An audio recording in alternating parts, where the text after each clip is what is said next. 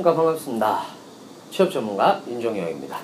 자, 기다리셨습니다. 이제 두 번째 기술보증기금의 자소서 부분입니다.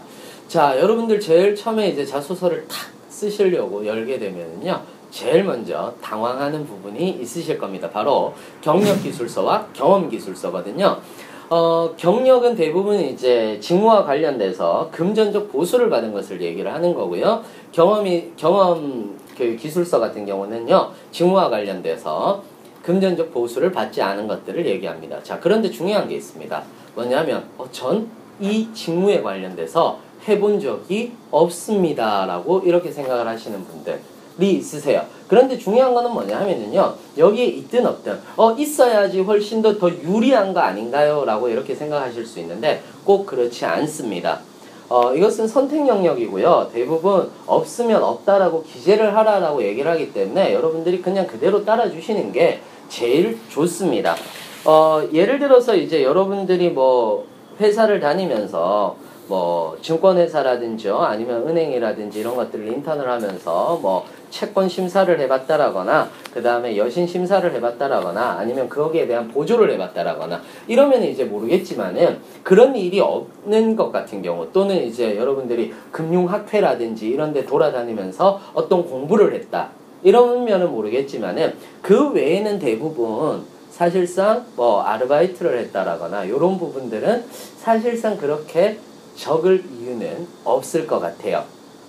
자, 그래서 여러분들 이거 꼭 들어가서 나 이거 없는데 지원하지 말까? 이렇게 생각하지 마시고요. 공기업은요, 여러분들 믿자야 본전입니다.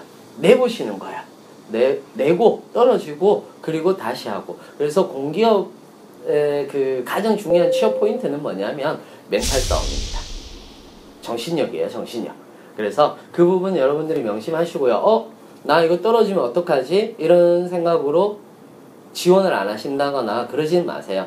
여러분들이 만약에 금융권을 준비하신다거나 하신다면은 충분히 여러분들 승산 있으니까요.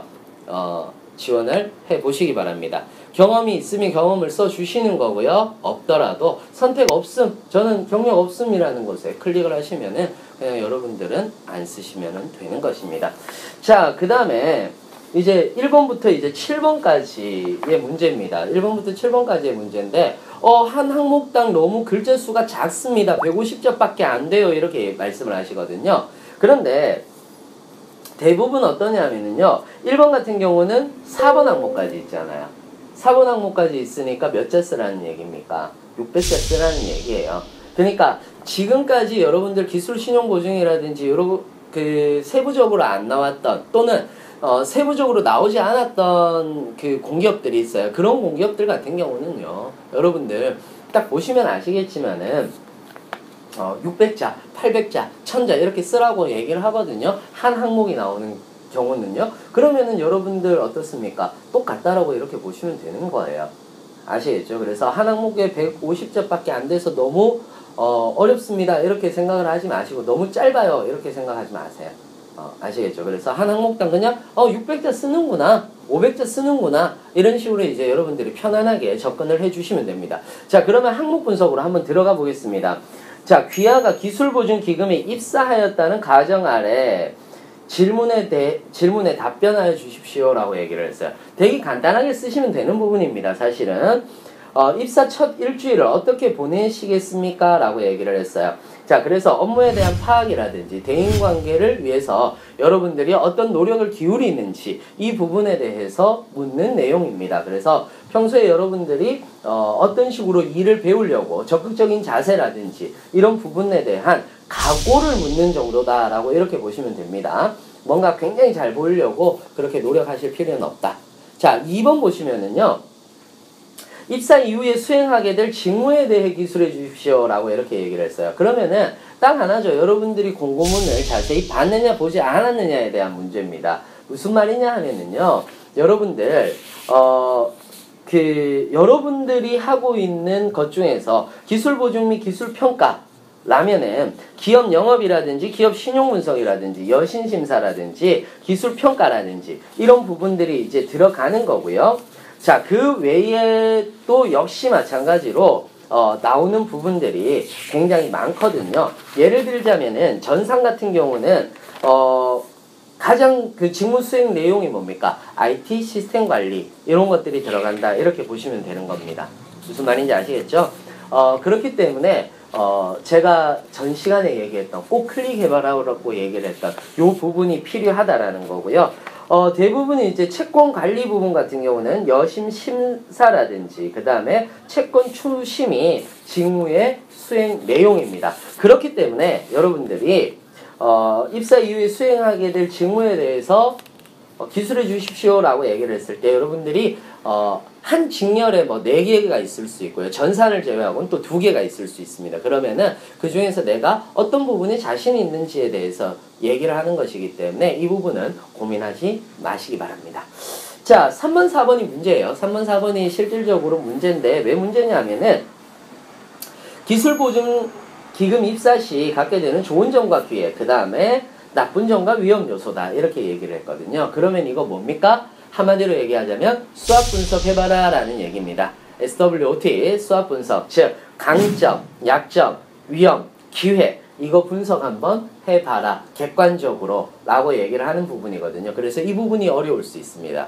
그렇기 때문에 여러분들이 수학표를 딱 만드셔서요 수학 분석을 먼저 하신 다음에 이걸 쓰신다면 조금 더 좋은 결과가 나오지 않을까 그렇게 생각을 합니다. 자, 2번이에요. 지금까지 본인의 경험 중 가장 창의적이라고 생각하는 사례에 대해 기술해 주십시오 라고 이렇게 얘기를 했는데요. 제가 이거는 지금 수업을 하고 있습니다. 자소서 수업을 하고 있는데 여러분들 자소서 수업에서 이제 제가 정의라고 하는 이런 부분들이 있거든요. 여러분들 만약에 이제 조금 궁금하시다면은 해커스라든지 이런 데를 이용하셔서 제 수업이 있으니까 그런 부분들 보시면은 뭐 온라인도 있고 오프라인도 있습니다. 제 수업을 이용하시면 어떤 식으로 정의하면 되는 건지에 대해서 말씀을 해드리는 거고요. 우리는 지금 항목 분석하는 거니까 방법론에 대해서 굳이 막 길게 강의를 하진 않겠습니다. 소개해주는 정도다라고 이렇게 생각하시면 됩니다. 자, 그래서요. 가장 창의적이라고 생각하는 사례. 제가 항상 강조하는 부분이 있는데 형용사적인 단어가 나오면 정의하라. 이런 것들이 있습니다. 그래서 일단은 창의적이다라고 생각하는 부분을 여러분들 스스로 정의를 해 보셔야 된다는 것이죠. 이게 항목 몇 번에 들어갑니까? 2번에 들어가는 겁니다. 즉 어떤 부분이 타인과 달리 창의적이었다고 생각하십니까? 라고 얘기를 했을 때 당신이 생각하는 창의란 무엇이고 그것이 다른 사람과 어떤 점이 다른가 이런 것들을 묻는 내용이기 때문에 2번의 항목에 들어간다 이렇게 보시면 되는 거거든요. 자, 그래서 그거 먼저 정의를 하시면은요 여러분들이 나의 강점은 무엇이다 이런 것들이 또 나오게 될 거예요. 그래서 1번을 꼭 쓰셔야지 2번도 나올 수 있다는 점, 1, 2번 연계되어 있다는 점 명심하시고 다음으로 넘어가 보도록 하겠습니다. 3번 보시면은요. 지원자께서는 자신의 변화와 혁신을 위해 스스로 하고 있는 것에 대해 기술하여 주십시오라는 이 말이 나왔습니다. 요 말은 뭐냐 하면은 그냥 변화와 혁신이라는 이 말에 뭐 너무 속지 마시고요.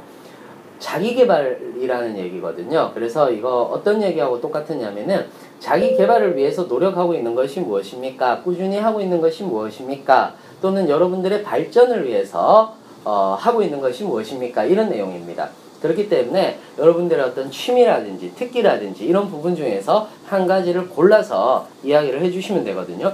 굳이 기술신용보증기금과 꼭 필요한 부분이어야 합니까? 라고 생각을 하시는 분들이 있는데 이 부분은 기술보증기금과는 별 상관이 없이 연결을 굳이 시키지 않아도 여러분들이 정말 발전을 위해서 하고 있는 것에 대해서 여러분들이 써주시면 되는 겁니다. 그 밑에 4번 같은 경우도 똑같은 얘기거든요. 최근에 무엇인가 시간 가는 줄 모르게 몰입했던 경험이다라고 얘기를 했거든요. 그러면 여러분들이 하고 있는 자기개발 항목들이 있을 거예요. 하나만 하고 있지 않을 거라는 거죠. 이 중에서 여러분들이 독서를 하던 아니면은 뭐 운동을 하던 공부를 하던 어떤 분야에서 여러분들이 몰입이 가능했느냐. 그리고 2번 항목 같은 경우는요. 어떻게 몰입이 가능했습니까? 라고 얘기를 하는 거니까 이거는 이것을 하게 된 계기는 무엇입니까? 라고 얘기를 하는 거예요. 무슨 말인지 아시겠죠? 그래서 여러분들 3번, 4번 너무 당황하지 마시고 이런 부분들 꼭 체크해 두셔서 쓰시기 바랍니다. 자, 5번 보시면은요, 지원한 분야에 자신이 다른 지원자보다 조금이라도 수준이 높다고 내세울 만한 것, 여기에 줄을 한번 그어보세요. 자, 이 부분이 뭐냐 하면은 바로 직무수행 태도 부분입니다. 여러분들이 이제 가지고 있는 채용 직무 설명 자료를 클릭을 하셔서 보시면은요, 필요 지식, 필요 기술, 그 다음에 직무 수행 태도 부분이 있습니다. 그래서 이 중에서 이제 여러분들이 굳이 기술이나 지식이 다른 사람들보다 높습니다 라고 얘기를 하면은 이거에 대한 평가 자체가 조금 힘들 수 있어요. 그러니까 오히려 태도 부분을 보시면은요, 예를 들어서 기업 영업하는 분들 같은 경우는 공정 및 객관성을 가지고 있다. 요런 것들이 저는 남들보다 조금 더 뛰어난 것 같다. 이렇게 얘기를 해주시면 되는 거거든요. 뭐 예를 들어서 필요 기술 같은 경우는 저는 기술 평가 자료 분석 능력이 뛰어납니다. 남들보다 뛰어납니다. 이거는 조금 어떻게 봤을 때는 뭐라 그럴까요? 그 지식에 관련된 부분은 사실상 석박사를 넘기가 힘들잖아요. 그렇지 않겠습니까? 그렇기 때문에 태도에 대한 부분들을 여러분들이 적어주시면 좋을 것 같습니다. 뭐 그 외에도요, 긍정적으로 첫인상을 심어주려는 노력, 이런 것들도 남들보다는 좀 더 뛰어나다. 그 다음에 뭐 신뢰감, 이런 것들이 있는데, 신뢰감 같은 경우는 몇 번에 나옵니까? 6번에 나오죠. 6번에 나오기 때문에 신뢰감은 남들보다 저는 조금 더 신뢰감이 있습니다 라고 얘기를 하는 경우는 6번에 나와 있기 때문에 조금 지양을 해주시는 것이 좋습니다. 뭐 그 외에 적극적인 수집 자세가 있다, 또는 폭넓은 시각을 가지고 있다, 이런 것들 기업 신용 분석에 들어가는 거고요. 그래서 그 부분들, 즉 직무 수행 태도에 대한 부분들을 참고하셔서 꼭 적으셔야 됩니다. 자, 이제 6번으로 넘어가 보도록 하겠습니다. 6번 보시면요, 다른 사람에게 신뢰를 주기 위해서 자신의 손해를 감수한 사례에 대해서 기술하십시오 라고 이렇게 얘기했거든요. 자, 주목해 봐야 될 부분이 있죠. 바로 신뢰라는 부분입니다. 어떤 식으로 신뢰를 줄까에 대해서 먼저 생각하지 마시고요, 신뢰라는 뜻을 먼저 생각을 해 보셔야 되겠죠. 우리가 신뢰라는 뜻이라고 얘기를 하면은요, 대부분 설득한다라고 이렇게 생각을 하시면 되거든요. 신뢰감을 주는 것은 상대를 설득하기 위함입니다. 그래서 여러분들이 결과적으로는 설득한 사례를 찾는 것이 훨씬 더 도움이 되시고요. 여기에서 이제 함정이 있는데, 자신의 손해를 감수한 사례다, 이렇게 얘기를 하는데, 대부분 이제 여러분들한테 필요한 모든 자원은요, 뭐 인적 자원도 있는 거고요. 그 다음에 시간 자원, 그 다음에 물적 자원, 요런 예산 자원, 이런 것들이 있습니다. 이것에 대해서 손해를 보았느냐, 요런 부분들을 묻는 거거든요. 그렇다면 대부분 우리가 윈윈을 하기 위해서 내가 포기해야 되는 부분들이 존재를 하지 않겠습니까? 상대를 설득하기 위해서. 그래서 먼 미래를 보고, 이 사람의 미래를 보고 내가 설득한 사례가 있는지, 요런 것들을 보는 것입니다. 자, 그 다음 마지막으로 이제 7번 보시면요, 자신의 서비스 정신을 가장 잘 보여준 일화에 대해서 기술하십시오 라고 이렇게 얘기했습니다. 자, 서비스 정신을 다른 말로 얘기하면 뭘까요? 봉사 정신입니다. 그래서 여러분들이 봉사활동을 한 경험이라든지, 또는 정말 어떤 그 서비스 마인드라고 얘기를 할 수는 없어요. 서비스 마인드라고 얘기를 할 수는 없고, 봉사정신이라든지 그 다음에 신뢰감을 주기 위해서 어떠한 것들을 했는지, 그 다음에 항상 긍정적인 마인드를 어떤 식으로 가지고 있는지, 이런 부분들에 대한 사례를 찾아서 적어주시면 될 것 같습니다.